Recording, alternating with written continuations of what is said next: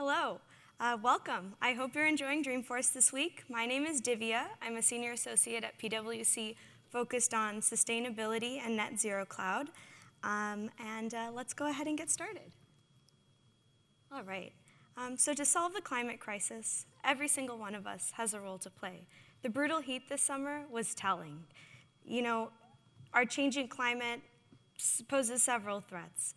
We've seen wildfires, heat waves, storms, and even in the state of California, hurricanes. Now, many organizations already recognize climate risk as business risk. And in fact, the European Environmental Agency has estimated over $145 billion in climate change-related economic losses over the last decade. Many organizations thus are recognizing this business risk. And the sooner that businesses can begin to think about how climate risk impacts them, the better off they will be as we kind of foray into this new environment. And that's why I'm proud to be here today with Brinks. Brinks is an excellent example of a company that is sharpening its focus on sustainability. Companies like Brinks, large companies like Brinks, are already paving the path and setting an example of how large global companies can tackle the issues and the different capabilities that are tied to sustainability, especially when their customers are dependent on really critical services like security and logistics. So I'd now like to introduce to you Tracy Wright, the Global Program Lead for Sustainability at Brinks. Go ahead and give Tracy a round of applause. So as part of her 17-year career at Brinks, Tracy led a 5-month project to better help the company understand sustainability. And as a result of that project, in 2021, the Brinks board formally initiated a sustainability program. And as part of that, Tracy is leading the program. And as one of the outputs, recently Brinks was able, under Tracy's leadership, to release their first sustainability report. And in addition to that, Tracy is helping to lead the foray into the digital transformation of net zero cloud at Brinks. So let's go ahead and give Tracy another round of applause. And Tracy's going to walk you through the Brinks story today, and what the net zero cloud journey looks like for Brinks. And while that story is being told, we're going to weave in some key lessons that we've learned as implementation partners at PwC around net zero cloud. So starting kind of from a higher level, during COVID, it became increasingly clear that physical operations are the backbone of really the global economy. Things like factory production, the optimization of fleet management can lead to not only cost savings, but also reduction in emissions. So, Tracy, we've been working together for a while now, but for our audience, do you think you could give a little bit of an overview about your company, Brinks, and what you're all about? Sure. So Brinks is a global provider of cash and logistics services, ATM managed services, storing, transportation of valuables, and digital retail solutions. Our legacy is transporting valuables. In 1859, Perry Brinks bought a horse and wagon and began delivering baggage and merchandise in Chicago. We're still doing that today, just a little bit differently than a horse and buggy. Valuables is something that maybe isn't really clear, but we move gold, silver, watches, jewelry, credit cards, fine art, any number of things. Some times we've moved trophies, Stanley Cup, or things like that. It could be anything that you want to transport securely. And I think, along the lines of being able to transport things securely, there's so many valuables in the world that require services like what Brinks provides. And I'm from Seattle, and one thing that growing up, I would see, the armored trucks kind of driving around the city, servicing things like local banks, coffee shops, cash solutions. But what I didn't realize is that Brinks had such a large global fleet dispersed. So when you think about a city and the operations associated with maybe one branch or one city and all of the cash that's moving and other valuables, and then you extrapolate that on a global level, you realize that the operations are much more intense, for lack of better words. Yeah, with operations in 52 countries, over 16,000 vehicles and 1,300 facilities, the data to collect is a challenge. You know, and maybe Tracy, let's go a little bit into the sustainability team at Brinks and your journey leading that team. Yeah, as we progressed in our journey, we started looking at tools. How could we do this? And we collected data in 21, and we put out a sustainability update, not a full report. We did that manually. We did it in a limited number of operations that covered about 72% of our revenue. This year in July, we published a fuller sustainability report with more metrics. Still covered that same 10 countries and 72% of our revenue. But we needed to find a tool that made it easier to ingest data from all of those locations and trucks. So, you know, I mentioned how difficult that is. I mean, just something as simple as a country in Europe reporting in liters, not gallons, or kilograms, not, you know, pounds, conversion factors, just the risk for error was huge. So we started looking at solutions and are now, with PwC's help, implementing Net Zero Cloud. Yeah, and you know, it's really interesting, some of the points that you brought up around having different types of data in different countries. These are pain points that a lot of companies that we work with are facing, especially when taking a global approach to sustainability reporting. Having, you know, manual data collection, not being able to access a unified set of tools for automating some of those calculations. These are different pain points that many companies face. And in the interest of, you know, what is doing good for the environment and also from a regulatory perspective, companies have to look towards other reasons for implementing some of their sustainability programs. So if we zoom out on a more macro level, I really kind of want to ask you, Tracy, what are some of the end goals with emissions data collection at Brinks? Well, we wanted to reduce our risk. Manual data collection is full of risks, human error. We wanted to provide not just our greenhouse gas emissions or calculate our greenhouse gas emissions, but we wanted to provide data back to the operations so that they could look at how trucks are performing. If we moved to a different type of fuel, or, you know, how many miles per gallon are we getting? So that data is critical to our operations so that we can make data-driven decisions to better serve our customers. Absolutely. And you know, I think customers are really, especially we're at Dreamforce this week, customers really are the core of the equation when we look at the business that we do and the interactions that we have. Even at PwC, customers are a tremendous focus for our business.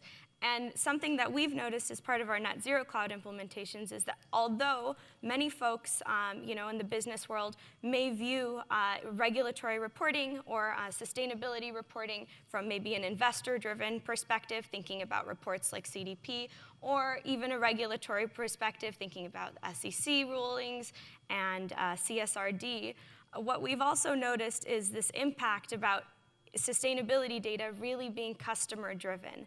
And I want to focus in a little bit on that.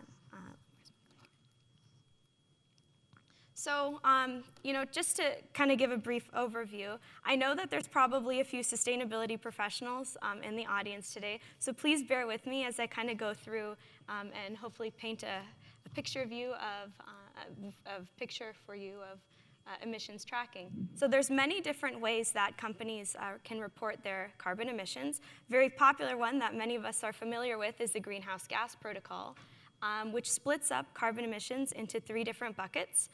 So your first bucket is your Scope 1 emissions. So you can think of this as the energy that is produced in your owned assets. So let's take an example. I love shoes, and let's say that you had a shoe company and you were manufacturing beautiful shoes. Inside of the factory that you own where you're producing the shoes, the energy used to produce those shoes, that would count as your Scope 1 emissions. The second bucket, Scope 2 emissions, is your indirect, so your purchased electricity. So what counts as purchased electricity is things like heating and cooling, any energy you have to buy. And then your third bucket of emissions is your Scope 3 emissions. Now, for a shoe company that produces shoes, this could be the logistics. This covers your entire supply chain. So this could be the logistics taken from your factory facility all the way to the department store, or from your factory facility all the way perhaps directly even to your customer. So that is kind of a brief overview. But why does this all matter?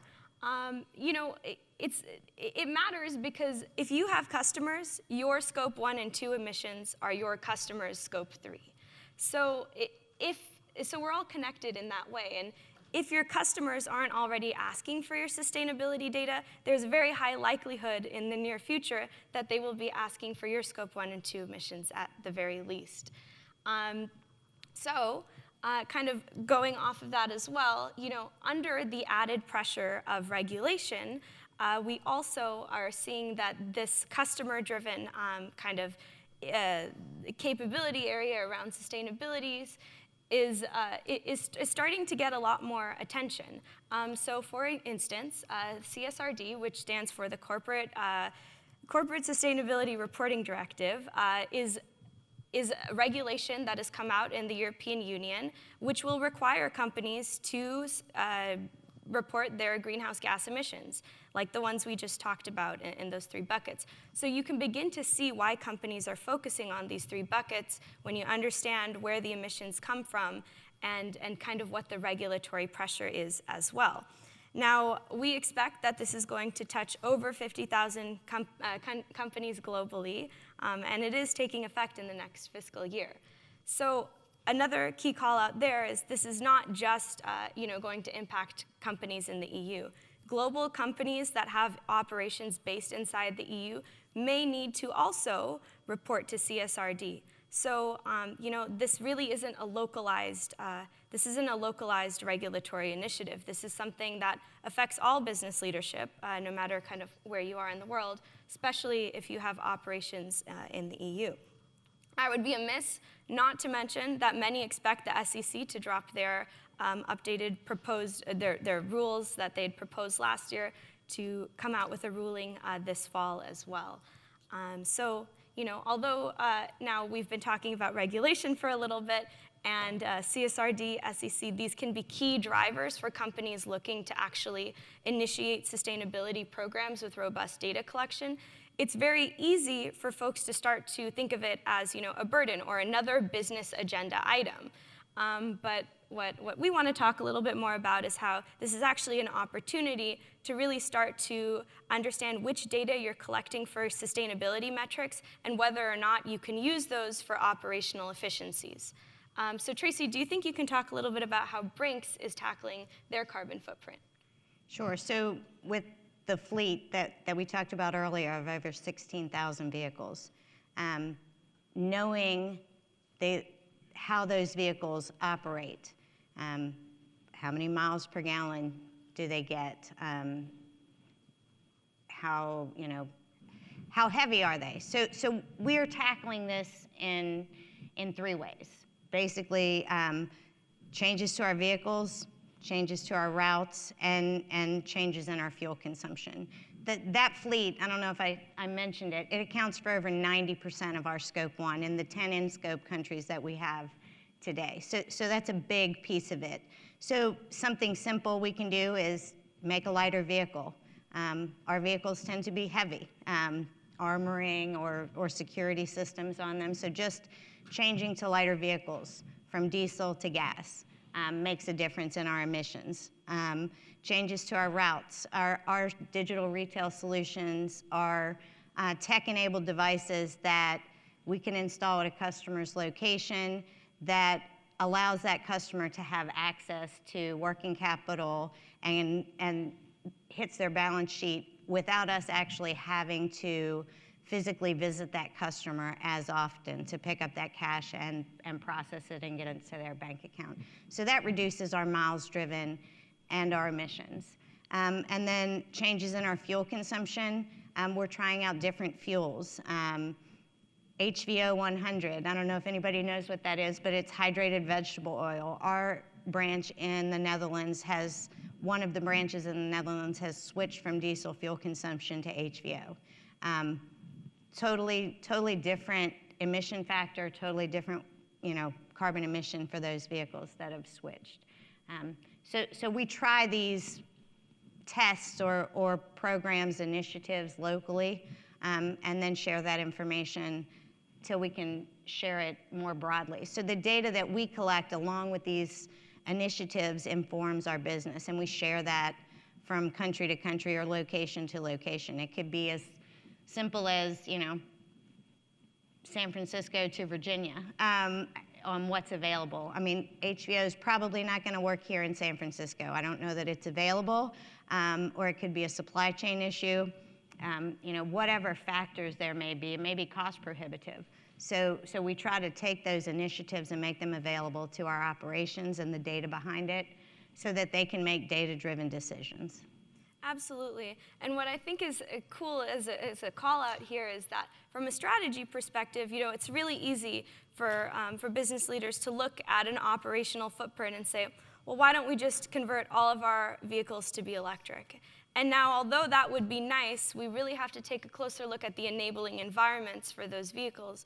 So for instance, if you were trying to set up, like the example that Tracy gave about around HVO in San Francisco is perfect. But if we extrapolate that, and let's say you wanted to have an electric vehicle program in a separate country that didn't have the infrastructure for electric vehicles, then that wouldn't necessarily be, from a business perspective, the most opportune decision to make. So we have to start looking at these different ways of impacting our carbon footprints that are not just specific to what might first come to mind as the literal change the vehicle, especially in fleet management as well, and when you have such a large global fleet. So let's talk maybe a little bit more about net zero cloud at Brinks. So there's a variety of different kind of pain points that Tracy went over that we're able to see as part of our Brinks implementation. On the left-hand side or the right-hand side, you have an illustrative example of a subset of vehicles and how we can see the data kind of on a Tableau dashboard. But what I wanted to ask you, Tracy, is, eventually there will be 52 countries, at Brinks reporting data into perhaps net zero cloud. And right now we started with 10. We're going to continue to increase that number. Were all the countries ready to input data? No. Countries have differing levels of maturity or resources, different pressures. Some don't have the extra, hands to provide the data that they need or the systems that they need. So we're taking a very measured, deliberate approach to give those countries a way to get data into net zero. We're using these dashboards to be able to share back to our business. We're gonna report externally at an aggregated level, but this is important for the leader of whichever unit this might have been, or to see how their fleet or their facility fuel consumption impacted over the course of a year. We can do this at a country level, a regional level, and at the global level, so that we can provide data back to our leaders that they can make data-driven decisions on how we move forward. Divya talked about electrification of the fleet. That is a huge expense, and there are all kinds of things that have to go into that. So we like to do these initiatives or pilots that give us some data, and net zero is helping us. We're already seeing that get this data to be able to give back to the business.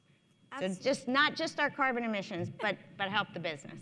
Yeah, and that's really kind of what the goal is, From a regulatory standpoint, yes, we need to make sure that we're reporting accurate, robust data for regulatory purposes. But from an operations perspective, we want to be able to give value back to our businesses as well. And one thing that Tracy, you mentioned is we're taking a phased approach to onboarding these countries.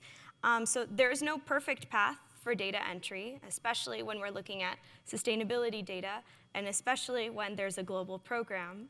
However, one thing that I do want to call out is taking a phased approach is really, from a strategy point of view, an excellent way to jumpstart your sustainability program, because as you go through and onboard different countries, you can set them up in tiers or phases to say, okay, great, like how am I covering most of my footprint? Which countries are included in the majority of my footprint? And then as you go 1 by 1 or 10 by 10 or however many that might be, you start to notice things about your data, processes that you want to standardize, and you also begin to notice different controls processes that you want to address as well along the way. And that looks different for every company, but is largely based as well on the regulatory environment that a company functions in. So maybe, Tracy, let's review the 3 different ways that data is getting into Net Zero Cloud for Brinks.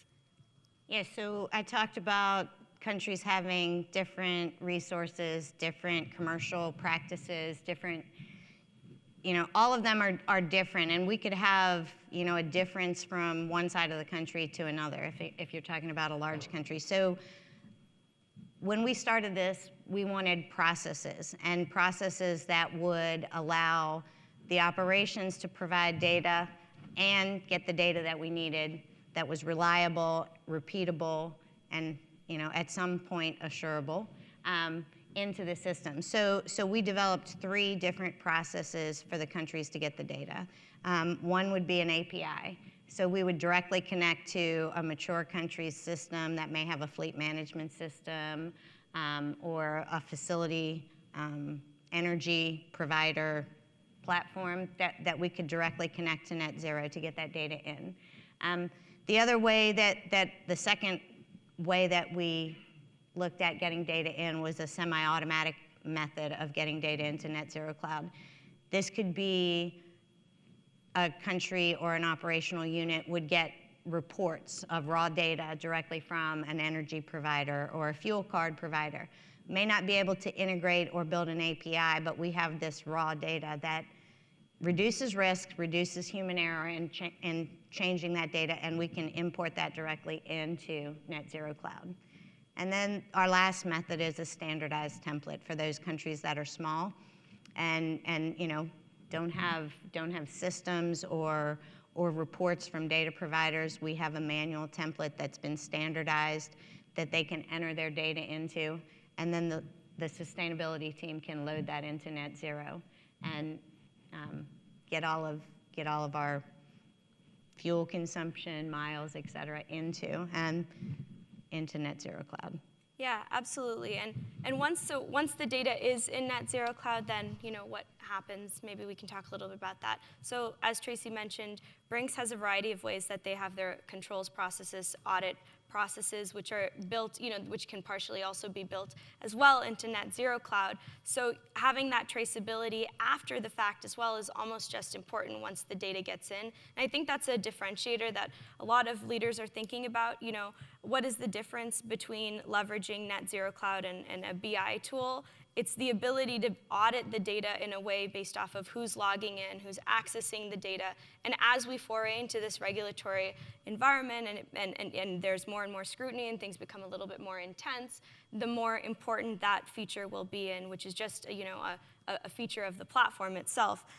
So one thing that I'd also like to kind of call out that Tracy mentioned is Brinks is taking an asset level approach to their sustainability data. And we've noticed this trend not just across industries, So if you have factory functionality, for instance, a lot of companies are interested in tracking their energy at the meter level so that they can look, based on the square footage of their factory and see which parts of their factory are more operationally and energy efficient compared to others, and then adjust, their operational mechanisms as well accordingly. And at Brinks, the most granular piece of data for a vehicle, perchance, is like the type of fuel being used, and whether it's hybrid or a mix of fuels or electric.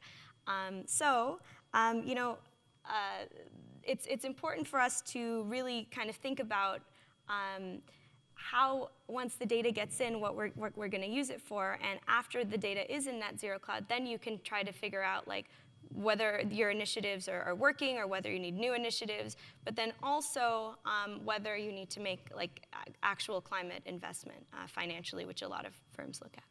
Yeah, I mean, the data from our emissions, along with the data from things like the HVO project that we have, really give us the ability to see what we should invest in and where we should invest. Yes. So here is just an illustrative example of a sample record of a facility that Brinks has where they use solar, where they have generated or purchased solar energy. So you can see that in Net Zero Cloud, we're housing all of the critical calculations as well as the emissions factors as well.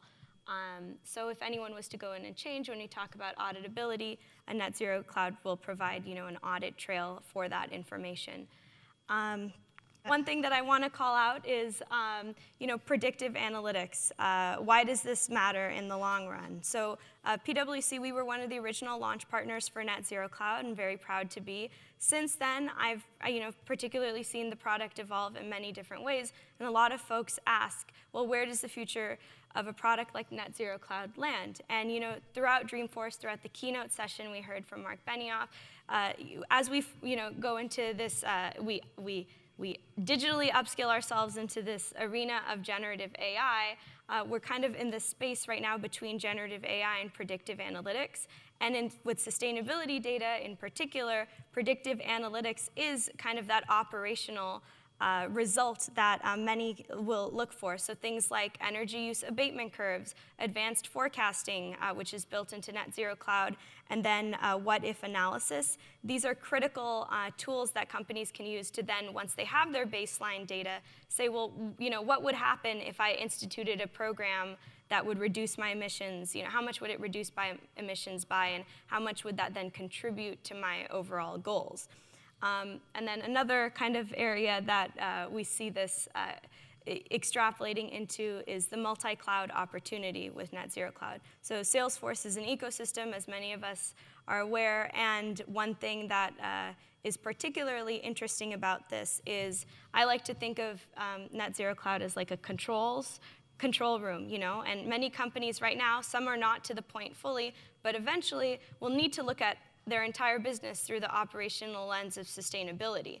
And so when you take something like Net Zero Cloud and you can plug it into your service cloud, your field service, the other critical avenues of business usage that you have with Salesforce, then you can start to derive operational insights that go beyond just fleet operations or scope 1 and 2, but also kind of the business units that you have and the impact that they have. Going back to you, Tracy, Brinks is taking certainly a unique approach to coming up with some of these data-driven pilot programs. Do you think you could tell us a little bit more about that and how Net Zero Cloud is informing your programmatic roadmap? Sure. So our initiatives include things like, it's going to show up, electric vehicles. We have one I am personally excited about. We have these test programs deployed in multiple countries around the world, so we can see how far can that truck go, how much weight can it carry. One of our core values is safety, so we have to make sure that that crew doesn't run out of juice somewhere that is inopportune. So we need to know how far those vehicles can go, how much they can carry, and to safely get back to the branches. Solar panels on truck, another great one for us. So safety, right? Our vehicles carry our customers' valuables. So we have to be able to make sure that the locks, the air conditioning, the radios, the security systems on that vehicle run at all times. If we don't have solar panels on the vehicles, that means the engine has to run, and we are producing emissions, even if a messenger is going into a retail or a bank place. So those vehicles with solar panels, the engine can shut down, and those systems still run. Crew is still safe. Liability is still safe. And we're reducing our emissions. HVO, we talked about a little bit. Another exciting thing, hydrated vegetable oil can put right into the diesel trucks. We had to make no real changes to our vehicles, and those trucks are running on something that produces, has a much lower emission factor than traditional diesel fuel. Our facilities, LED lighting, solar panels, you saw the net zero example that we had there for facilities that have solar panels on their roofs, and then our digital retail solutions. If we don't have to come see a customer every day or 3 times a week, and we can go once a week or once every other week, reduces our miles driven and our emissions. So all of those initiatives and the data that we're getting from them, and all of the data that we're getting from Net Zero Cloud, allows us to look at this and say, okay, this initiative or this test program is working really well. And we have a global lean methodology. So we collect all this data, have our centers of excellence, and we share it out with all of the countries so that, what works in France or Greece, what resources they have available, they can pick which one works for them and implement it there. Just part of a large decentralized organization, but we want it to be cost effective, efficient, and add to our overall company performance and serving our customers. Yeah, absolutely. And just kind of building off of what Tracy's mentioned, we get questions from customers all the time. Things like, should I set up a program to recycle used clothing? How do I know if I should convert all my facilities to be solar?